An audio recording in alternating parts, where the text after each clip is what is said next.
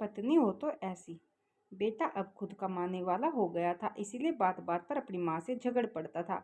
ये वही माँ थी जो बेटे के लिए पति से भी लड़ जाती थी, मगर अब फाइनेंशियली इंडिपेंडेंट बेटा पिता के कई बार समझाने पर भी इग्नोर कर देता और कहता, यही तो उम्र है शौक की, खाने पहनने की। जब आपकी तरह मुंह में दांत और पेट में आंत ही नहीं रहेगी तो क्या करूँगा। बहू खुशबू भी भरे पूरे परिवार से आई थी, इसीलिए बेटे की गृहस्थी में रम गई थी। बेटे की नौकरी अच्छी थी तो फ्रेंड सर्किल उसी हिसाब से मॉडर्न थी। बहू को अक्सर वह पुराने स्टाइल के कपड़े छोड़कर मॉडर्न बनने को कहता, मगर बहू मना कर देती।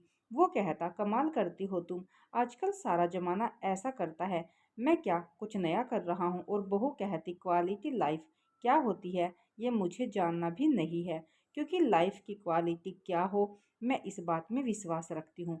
आज अचानक पापा आईसीयू में एडमिट हुए थे। हार्ट अटैक आया था। डॉक्टर ने पर्चा पकड़ाया, 3 लाख और जमा करने थे।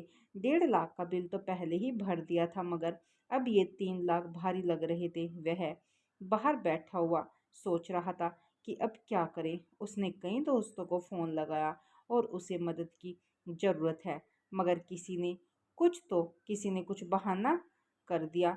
आंखों में आंसू थे और वह उदास था।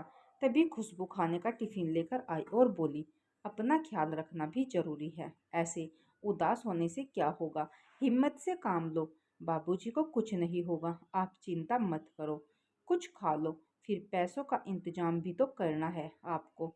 मैं यहाँ बाबूजी के पास रुकती हूँ, आप खाना खाकर पैसों का इंतजाम कीजिए। पति की आंखों से टप टप आंसू झरने लगे। कहा न, आप चिंता मत कीजिए, जिन दोस्तों के साथ आप मॉडर्न पार्टियां करते हैं आप उनको फ़ोन कीजिए, देखिए तो सही कौन कौन मदद को आता है।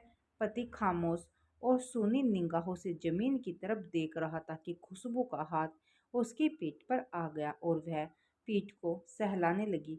सबने मना कर दिया, सबने कोई ना कोई बहाना बना दिया।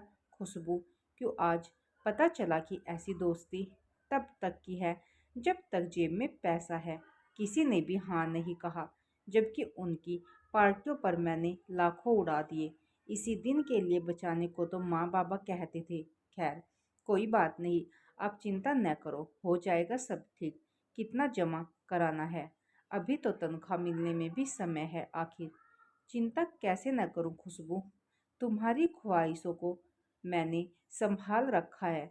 क्या मतलब, तुम जो नई नई तरह के कपड़ों और दूसरी चीज़ों के लिए मुझे पैसे देते थे वो सब मैंने संभाल रखे हैं। माँ जी ने फ़ोन पर बताया था 3 लाख जमा करने हैं, मेरे पास 2 लाख थे, बाकी मैंने अपने भैया से मंगवा लिए हैं। टिफ़िन में सिर्फ एक ही डिब्बे में खाना है, बाकी में पैसे हैं।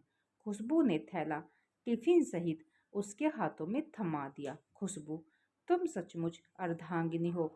मैं तुम्हें मॉडर्न बनाना चाहता था, हवा में उड़ रहा था, मगर तुमने अपने संस्कार नहीं छोड़े। आज वही काम आए हैं। सामने बैठी माँ की आंखों में आंसू थे। उसे आज खुद के नहीं बल्कि पराई माँ के संस्कारों पर नाच था और वो बहू के सर पर हाथ फेरती हुई ऊपर वाले का शुक्रिया अदा कर रही थी। दोस्तों यह छोटी सी कहानी आपको कैसी लगी हमें ज़रूर बताइएगा। अच्छी लगे तो चैनल को सब्सक्राइब करके हमें सपोर्ट ज़रूर कीजिएगा। धन्यवाद।